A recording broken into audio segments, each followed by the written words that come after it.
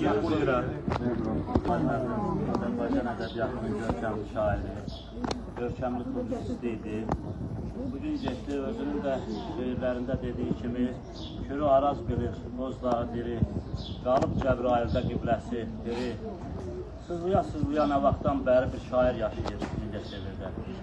Şairin həm Cəbraildəki həyatı, fəaliyyəti, ictimai fəaliyyəti, ədəbi fəaliyyəti, həm Azərbaycan ədəbiyyatındakı mövqeyi, həm Mingəçevirdəki fəaliyyəti bizim hamımızın xatirindədir, yadımızdadır. Mingəçevirdə nə qədər yazar varsa, nə qədər ədəbiyyat adamı, söz adamı varsa, onun hamısının üstündə İsmail müəllimin haqqı var.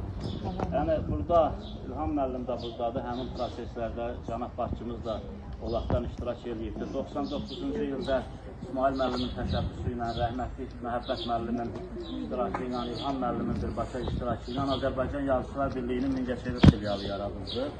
Bu, balaca bir təşkilat döyüldü, şəhər üçün çox mühüm əhəmiyyəti olan bir hadisə idi. Ondan sonra bütün mətbu orqanlarımız da çap olundu, şəhərdə ilk jurnal da çap olundu.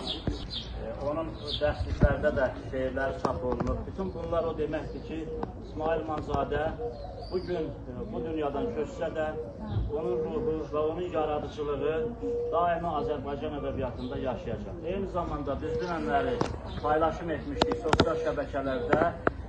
Yazıçılar Birliyindən elə dərhal mən paylaşımı edən kimi Yazıçılar Birliyi sədrinin müavini Rəşad Məcid mənimlə əlaqə saxladı və Anar müəllimin və Azərbaycan Yazıçılar Birliyinin də baş sağlığını çatdırmağımı xahiş etdi.